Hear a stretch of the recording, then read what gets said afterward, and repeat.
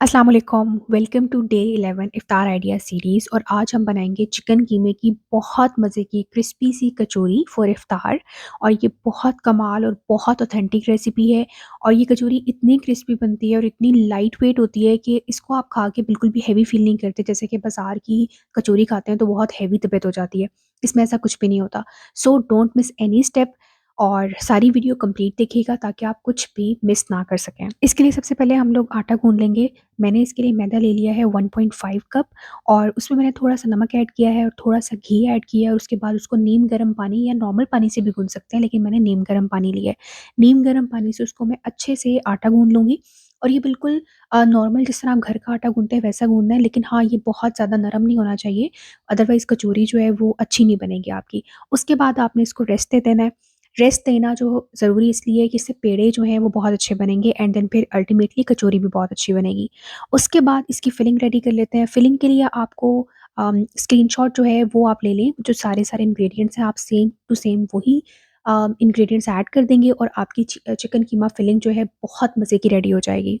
अच्छा, इसके लिए मैंने जो है ऑलमोस्ट 1 किलो चिकन कीमा ले लिया था और उसमें मैंने बाकी जो नॉर्मल घर वाले स्पाइसेस होते हैं वो सब ऐड किए थे, लेकिन उसके अलावा मैंने ऑरिगेनो और जो उसमें सॉसेस थी, ऑयस्टर सॉस, ये मैंने ज़रूर ऐड की थी। हॉट सॉस भी आप ऐड कर लें और सोया सॉस, सिरका ये भी ऐड कर लें। और ये बहुत मज़े की चिकन की जो कीमा की फिलिंग है वो रेडी हो जाती है। और इसको समोसे और रोल और पैटीज़ और इवन कचौरी हर चीज़ में आप यूज़ कर सकते हैं। मैं सेम जो हूँ वो बनाती हूँ, फिलिंग बनाती हूँ और उसको डिफ़रेंट डिफ़रेंट आइटम्स में मैं यूज़ कर लेती हूँ। और उससे ये होता है कि टाइम भी बच जाता है और हर चीज़ का डिफ़रेंट फ्लेवर होता है, डिफ़रेंट मज़ा आता है, तो बहुत मज़े की बनती है। अच्छा, कचौरी बनाने का ये स्टेप बहुत इम्पोर्टेंट है, इसको बहुत ध्यान से देखिए। पहले आपने छोटे-छोटे पेड़े कर लेने हैं। उसके बाद आपने एक पेड़े को बहुत अच्छे से बेल लेना है, जैसे रोटी बनाते हैं ना, बिल्कुल उस तरह से आपने बेल लेना है और उसको मतलब फुल बड़ा साइज़ कर लेना है। उसके बाद आपने मेल्टेड घी ले लेना है और उसको आपने ब्रश या इवन हाथ की मदद से भी, आप ब्रश नहीं है तो आप हाथ की मदद से लगा लें, उसको पूरी रोटी के ऊपर कर लें। उसके ऊपर आपने छन्नी से जो है वो खुश्क मैदा लेके उसको छिड़कना है ताकि प्रॉपर जो घी के ऊपर जो है वो मैदा आ जाए। उसके बाद आपने सेम स्टेप्स फॉलो करने हैं जिस तरह से आप देख रहे हैं स्क्रीन के ऊपर, कि आप उसको फिर फ़ोल्ड करेंगे, फिर घी लगाएँगे, फिर मैदा छिड़केंगे, उसके बाद फिर घी लगाएँगे, फिर हल्का सा मैदा छिड़केंगे और उसके बाद आप उसको रोल करके एक पेड़ा टाइप बना लेंगे। अब ये देखें कि ये आपके पास एक रोल सा बन गया है। अब इसको हम लोगों ने दरमियान से कट कर लेना है। दरमियान से कट करेंगे तो इस शेप में ये छोटे-छोटे से पेड़े आपके पास बन जाएँगे। इसी तरह जो आपके पास बाकी सारे पेड़े हैं, आप उनको भी सेम मेथड से बेलें और बना इसी तरह से पेड़े बना के साइड पे रख लें। अब इन पेड़ों को आपने एटलीस्ट 5 से 10 मिनट जो है रेस्ट दे देना है।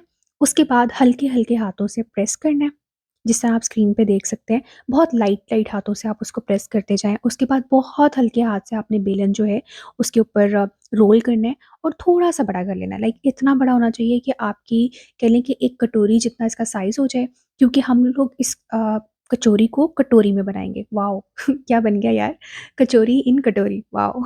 ख़ैर, उसको हम कटोरी के अंदर रखेंगे और उसके बाद ये प्रोसेस आप देख सकते हैं कि बिल्कुल बहुत हल्के हाथों से आपने जो है इसको कटोरी के साथ-साथ स्टिक कर देना है। देन फिर आपने अपनी जो भी फिलिंग रेडी की हुई है, आप वो ऐड कर सकते हैं। ये आप आलू की कचौरी भी बना सकते हैं। आलू की फिलिंग जिस तरह भी आपने बनानी है, आप same filling same method use करते हुए आप फिलिंग ऐड करें आलू की और आपकी वो आलू की कचौरी बन जाएगी। सो अब आप ये देख सकते हैं इस कचौरी का मेरा एक पेड़ा जो है वो रेडी हो गया है। इस तरह से मैंने बाकी सारे पेड़े भी रेडी कर लिए हैं कचौरी के। और अब मैंने ऑयल को गरम कर लिया है। मैंने मीडियम टू हाई फ्लेम पे इसको गरम किया। उसके बाद मैं कचौरियों को फ्राई कर लूँगी, लेकिन फिर इसकी आँच थोड़ी-सी कम कर लूँगी ताकि ये है कि कचौरी अंदर से कच्ची ना रहे। उसके बाद इसको ऑलमोस्ट कोई 10 मिनट लगे थे फ्राई होने में। 10 मिनट में ये कचौरियाँ फ्राई होके रेडी हो जाती हैं और बहुत क्रिस्पी और बहुत क्रंची सी जो कचौरी है वो रेडी होती है। और इसका दूसरा नाम जो है अरेबियन कचौरी भी है। इसको अरेबियन कचौरी भी कहते हैं। और ये इतने मज़े की रेडी हुई थी, बहुत क्रंची और क्रिस्पी। और अगर अभी तक आपने मेरी वीडियो को लाइक नहीं किया तो प्लीज़ लाइक कर दें और मुझे कमेंट में ज़रूर बताएँ कि आपको वीडियो कैसी लगी है और सब्सक्राइब भी कर लें। Thank you so much. अल्लाह हाफ़िज़।